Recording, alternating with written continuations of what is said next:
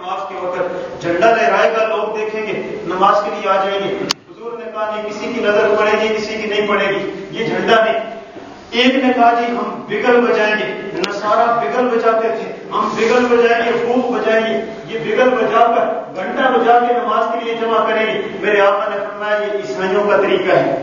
دوسرے نے کہا ہم بوق بجائیں گے، حضور نے فرمایا یہ یہودیوں کا طریقہ ہے.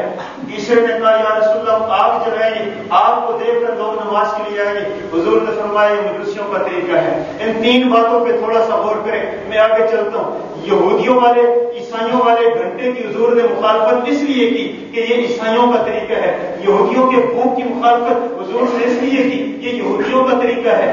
مجوسیوں کی آگ کی مخالفت اس لیے کی کہ یہ مجوسیوں کا طریقہ ہے، آتش پرستوں کا.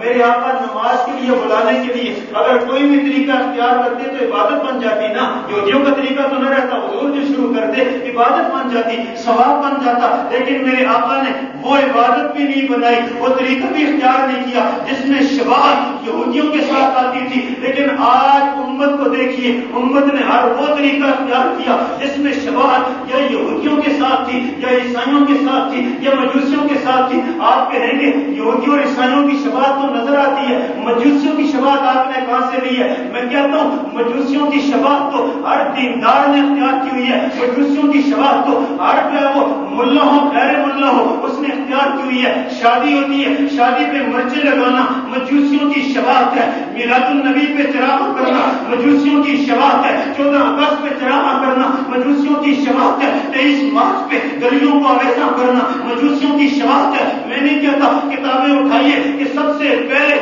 مصر کے اندر مجوسیوں کو دیکھ کر مجوسی چراغ جلایا کرتے تھے. اپنا آپ جو دیوتا تھا اس دیوتا کو بلند کرنے کے لیے، اس دیوتا کا کلمہ سر بلند کرنے کے لیے اپنے گلی محلوں کے اندر چراغ جلایا کرتے تھے. مسلمانوں نے جو کمزور تھے، ضعیف الاعتقاد تھے، ان مجوسیوں کو دیکھ کر کہا ہم یہ چراغ جلائیں گے، آویزاں کریں گے. پھر چراغوں کی جگہ جب بجلی ہے، بجلی کی لائٹوں نے، بجلی کے پنکھوں نے، بجلی کی مرچوں نے یہ جگہ لے لی تو پھر تیری میری شادی پہ اگر مرچے لگے یہ مجوسیوں کی شباہت ہے. رسول اللہ کی یوم ولادت پہ اگر مرچے لگائی جائیں یہ مجوسیوں کی شباہت ہے. 14 اگست 23 مارچ یا کسی بھی قومی دن کے موقع پہ اگر گلیوں میں اگر اس طرح کا چراغاں کیا جائے، اگر کسی ولی کی قبر پہ اگر چراغاں کیا جائے مجوسیوں کی شباہت ہے. تو پھر میرے آقا صلی اللہ علیہ وسلم اذان دینے کے لیے مجوسیوں کی شباہت بھی اختیار نہیں کرتے. امت کو بھی مجوسیوں کی شباہت اختیار نہیں کرنا چاہیے. یہودیوں کی شباہت، عیسائیوں کی شباہت. آج ایک آدمی ہے، لباس اپنا بھی موجود ہے اور یہ کھڑا ہوا ہے اگلی صف میں، ٹائی اس کے گلے میں، اور پیچھے والے کی نماز بھی مکروہ کر رہا ہے، اپنی نماز بھی مکروہ کر رہا ہے. ٹائی شعار ہے. پھر مجھے رونا تو اس بات پر آتا ہے یہ جو گزشتہ ہفتہ گزرا ہے نا، اس ہفتے کے دن فرانس میں ایک قانون جاری ہوا ہے، اپلائی ہوا ہے، بنا پہلے تھا. اس ہفتے کے دن فرانس میں اس کو لاگو کر دیا گیا ہے. قانون یہ ہے کہ جو بھی اپنی کسی گھر والی کو، بہن کو، اپنی بیٹی کو نقاب پہننے کا کہے گا اس کو بھی عدالت سزا دے گی. جو عورت نقاب پہنے گی اس کو بھی سزا ملے گی. اور جو عیسائی من چلا، جو متعصب یہودی پادری اگر کسی مسلمان عورت کے چہرے سے نقاب کھینچ لے گا اسے کوئی سزا نہیں ملے گی، اسے کوئی سزا نہیں ہے. 1,500 مسلمانوں کی عورتوں کے نقاب کھینچتے رہو. یہ کہتے ہیں مسلمانوں کو ہم لبرل بنانا چاہتے ہیں، مسلمانوں کو ہم انسانی حقوق کا دلدادہ بنانا چاہتے ہیں. لیکن یہ انسانی حقوق ہیں. ایک انسان ادھر سے کہو اگر یہودی ربی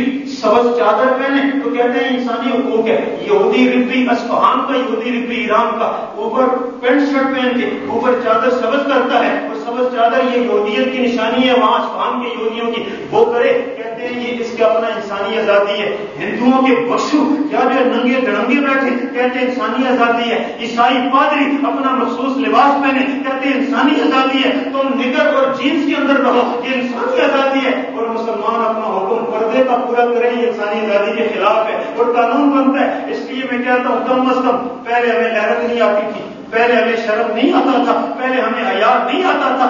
اب اپنے مسلمان بھائیوں کی یہ مظلومیت دیکھ کر اب تو ہمیں یہ ٹائی اتار دینی چاہیے، اب تو ہمیں یہ ٹائی اتار دینی چاہیے. اب تو ہمیں یہ عیسائیوں کا شعار صلیب اور پھندہ اپنے گلے سے نکال دینا چاہیے.